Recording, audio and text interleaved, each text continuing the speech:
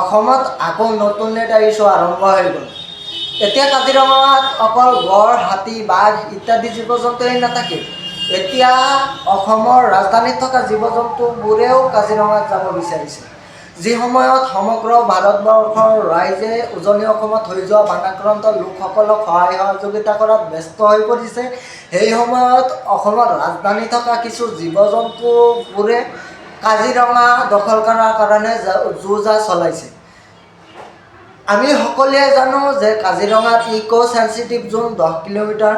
তাৰে পৰা অসমৰ ৰাজধানীৰ কিছু জীৱ জন্তুবোৰে 10 কিলোমিটাৰৰ পৰা 1 কিলোমিটাৰ কমাই 9 কিলোমিটাৰ ইক' চেঞ্চিটিভ জোন কৰি দিছে।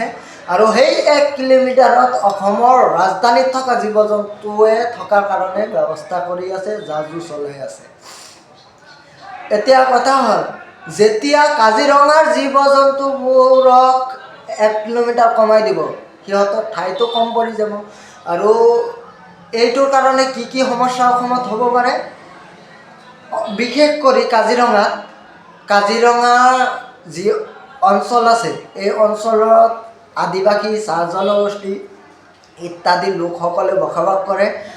যেতিয়া কাজিৰঙাৰ 10 কিলোমিটাৰ ইক' চেঞ্চিটিভ জোনৰ পৰা 1 কিলোমিটাৰ কমি যাব, তেতিয়া কাজিৰঙাত থকা জীৱ জন্তুবোৰে সেই অঞ্চলৰ স্থানীয় বাসিন্দাসকলৰ ঘৰত অত্যাচাৰ কৰিব, অশান্তিৰ সৃষ্টি কৰিব, যাৰ ফলত অসমৰ কাজিৰঙা ৰাষ্ট্ৰীয় উদ্যানত ভয়াৱহ এটা পৰিস্থিতিৰ সৃষ্টি হ'ব। আৰু যি 1 কিলোমিটাৰ ইক' চেঞ্চিটিভ জোন অসমৰ ৰাজধানীত থকা জীৱ জন্তুবোৰে দখল কৰিব বিচাৰিছে, সেই 1 কিলোমিটাৰ ঠাইও কিন্তু জীৱ জন্তুবোৰে এৰি নেদে। সেই 1 কিলোমিটাৰ ঠাইতো অশান্তিৰ সৃষ্টি কৰিব। এতিয়া মোৰ অসমৰ যি ৰাজধানীত থকা জীৱ জন্তুবোৰ আছে, তেখেতলৈ মোৰ প্ৰশ্ন যে অসমত ইমান ধুনীয়া ইমান ঠাই থাকোঁতে আপোনালোকৰ কাজিৰঙাত কিয় চকু পৰিল? কাজিৰঙা কিয় দখল কৰিব লাগে? আপোনালোকেতো অসমৰ এনেকুৱা ঠাই নাই যি ঠাইত আপোনালোকে দখল কৰা নাই। তো ইমান ভাল ঠাই থাকোঁতে আপোনালোকৰ কাজিৰঙাই চকুত পৰিলনে? আৰু আপোনালোকৰ এনেকুৱা কি প্ৰয়োজন হৈছে যে ৰাজধানীৰ যি ৰাষ্ট্ৰীয় উদ্যান আছে, তাতে থকা ঠাইত আপোনালোকে এই কাজিৰঙাত জীৱ জন্তু থকা ৰাষ্ট্ৰীয় উদ্যানত আপোনালোকৰ থাকিব লাগে?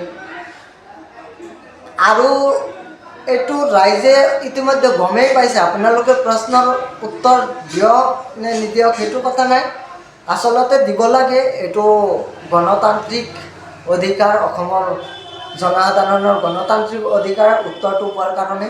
কিন্তু তাৰপিছত আপোনালোকৰ মনত কি আছে মই আপোনালোকক ভালকৈ বুজাই দিব চেষ্টা কৰিছোঁ। কিয়নো আপোনালোকৰ ব্যক্তিগত আৰু ৰাজনৈতিক মুনাফাৰ কাৰণে কাজিৰঙাৰ যি হাতী আছিল, অসমৰ যি হাতী আছিল, সেই হাতীবোৰ আপোনালোকে আনন্দ আম্বানীৰ বেণ্ডত থকা যি নেশ্যনেল পাৰ্ক আছে তাতে পঠাই দিলে।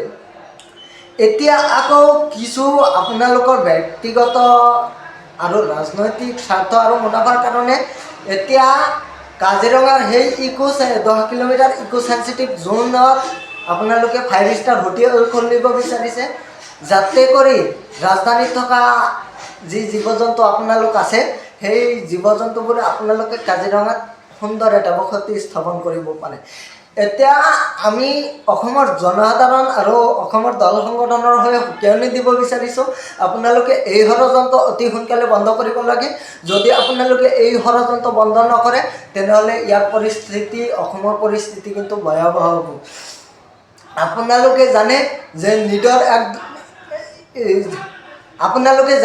নিজৰ ষড়যন্ত্ৰ কৰাৰ পিছত কিন্তু বিজেপি চৰকাৰ, আপোনালোকৰ চৰকাৰৰ অৱস্থা খুবেই ভয়াৱহ হৈছিলে। অসমৰ ৰাইজে কিন্তু চুপচাপ বহি নাথাকে। এইটো আপোনালোকক সকীয়নি দিব বিচাৰিছোঁ, এইটো আপোনালোকক বুজাই দিব বিচাৰিছোঁ যে আপোনালোকে কিন্তু অসমৰ জনসাধাৰণৰ প্ৰতিনিধি। আপোনালোকে অসমৰ জনসাধাৰণৰ হকে কাম কৰিব লাগিব। আপোনালোকে যদি অসমৰ জনসাধাৰণৰ বিৰুদ্ধে যায়, তেনেহ'লে কিন্তু অসমৰ অৱস্থা খুবেই ভয়াৱহ হ'ব। যি ভয়াৱহ অৱস্থাৰ কাৰণে দায়ী থাকিব লাগিব আপোনালোকৰ নিচিনা ৰাজধানীত থকা জীৱ জন্তু। এইটোৱেই আপোনালোকলৈ মোৰ অনুৰোধ যে কাজিৰঙাত হ'বলগীয়া ষড়যন্ত্ৰ আপোনালোকে যা যোৰ চলাইছে এইটো অতি সোনকালে বন্ধ কৰিব লাগে। এইটো অসমৰ ৰাইজৰ হৈ অনুৰোধ জনাইছোঁ আৰু সক্ৰিয় নিয়োগ দিছোঁ।